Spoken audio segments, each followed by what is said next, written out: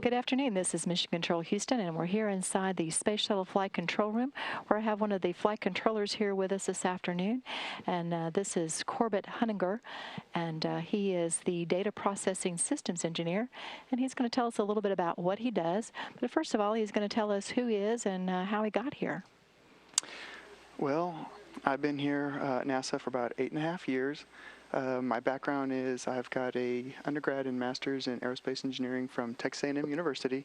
I've got a master's in physics from University of Houston Clear Lake, and I'm working on a PhD in physics from University of Houston. Prior to that, I was in the military, and that's kind of what got me into aerospace engineering in the first place when I was looking for what I wanted to do when I got out of the military, and which led me here. Did you go into the military right after college or high school, or how'd you end up in that? Well, my father was in the military, so I kind of grew up as a military brat. He was actually a U-2 pilot, which again is the whole space-related theme. And I went to school for almost a year at Texas State University. It was back then, it was Southwest Texas State, and ran out of money. You know, apparently college costs money. Who knew? So yes, it does. GI Bill said, you know, come use me, and I'm like, okay. And so that's how I went into the military. Oh, that is really interesting. So how long have you worked here? Like I said, I've been here about 8.5 years, but I wasn't always a flight controller. When I first got here, I was actually an instructor. So I taught the crews on the data processing system and the navigation systems of the orbiter. I trained the 117 and the 125 crews, the last level crew. So which one do you like better? I like them both. It's really fun because as an instructor, you're creating a puzzle for other people to solve. I'm the one who puts all the malfunctions in, and I get to break everything for the crews and for the flight control team. So I get to create a puzzle. But as a flight controller, somebody creates the puzzle for me, and I get to solve the puzzle. So it depends on, you know, which mood you're in. I mean, sometimes you want to create the crossword, or sometimes you want to solve the crossword. And it's never the same, you know, twice. It's always fun. So what is a data processing systems engineer, or the DPS, as we always are hearing DPS? DPS, the best way I can describe it to you is we're like the shuttle's IT guy, okay? We're data processing is the computers and the softwares and anything that connects to or, you know, with the avionics on board. We also have a second system called MEDS, Multifunctional Electronic Display. And if you ever seen the front of a cockpit of a 747 or 777 aircraft, and you see that glass cockpit in front where they can have like maybe one display here and one display here, then switch them around, that's the same thing. So if you think of your typical computer, your computer has a monitor and a keyboard. And that's so you can see what the display is and you can type to it. And that's part of our MED system, the multifunctional electronic display. It's hard to say, I know. We do have some words like that. We're so used to talking in acronyms. When you actually spell it out, you're like, huh? So then the DPS part would actually be your main part of your computer. And that's the software and the applications and anything that you would connect your computer to. In our case, it would be avionics to fly the shuttle. Well, I gave you a list of questions, and honestly, I haven't really looked at it, but I think one of them here I thought was pretty good, and it was what makes for a highlight during your mission? For us, because we are the computer guys, we really don't have like an EVA activity that's really, you know, the pinnacle of what we do.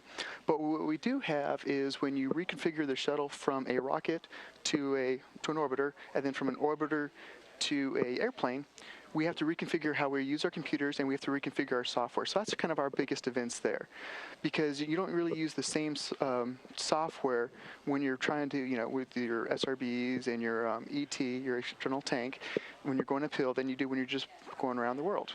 And then you don't use the same type of software. I mean, it's mostly the same, but not exactly the same when you're coming home, because you don't have the engines. You don't have, you know, all your orbit nav aids. So the software changes and how we use our computers change during those different profiles. So you're kind of a shuttle computer geek. Like I said, we're the IT guy, but we have a good personality when we do it. Okay. What makes you passionate about being involved in human spaceflight? That's a question we ask a lot of folks, and you seem pretty excited. I mean, you were in the military, and now you're here at NASA.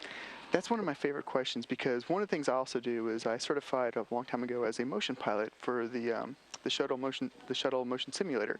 So I volunteer for a lot of tours, and I get to have all sorts of people come through, and I have little kids, and I get them to let them fly the space shuttle and get them excited, and big kids are just as excited, by the way. But my favorite thing is everybody knows something about NASA, good or bad, right or wrong. Everybody knows something about NASA, and they always have an opinion about it. When you're on a plane and you tell somebody you're, a nephrologist, they're going to go, and they're not going to know what to talk to you. But if you tell them that you're a NASA flight controller, that you work at NASA, everybody wants to talk to you. They want a tour. They want to know everything. They think all about UFOs and they want. One of my favorite questions is when somebody asks me, "Where's the external gravity room here on site?" I tell them they have to travel about 200 miles to get there. Yeah, that's one of our favorite questions too in public affairs. So, what is the one thing that I haven't asked you that I should have asked you on this interview? Well, I would say is what advice I can maybe give to somebody if they want to work here at NASA. There's a lot of speculation of what's going to happen to NASA, but don't let that stop you. If you want to work at NASA, there's going to be always opportunity to work at NASA. NASA is always going to be here. I mean, it may not be the same as it is today, as it is in the future, but it's always going to be here. And just don't give up. Just keep doing what you're doing. I had a long road here. When I was going through high school, I didn't know what an engineer was, to be honest with you. I wanted to be a psychologist. When I was in the Navy, I was looking through I was at the library, and I was trying to get into a program that would send me back to college in the Navy. And I was just looking at different degrees different universities offered. And I happened to come across this one that said aerospace engineering. And I thought that sounded really cool. Well, when I got there, I didn't have all the math. I didn't have all the physics. And so I was playing catch up. And I tell you, if you just keep persevering through and you don't give up, you will be able to get here if that's what your dream is. Well, thank you very much, Corbett. That rhymes with orbit, as you said earlier. Yes, and I appreciate you coming and interviewing with us. Now I know what a data processing and systems engineer does. Well, thanks for having me. Thank you. This is Mission Control Houston, and again, we have rejoined the planning team here in the Space Shuttle Flight Control Room. You just saw an interview with Corbett Hunninger, and he is the DPS, which is the Data Processing Systems Engineer. And coming up here at the top of the hour will be our flight day highlights, and that is for Flight Day 3. Coming up here in about 3 hours and a half, the crew will be awakened for their Flight Day 4.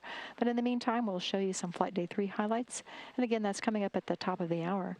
This is Mission Control Houston.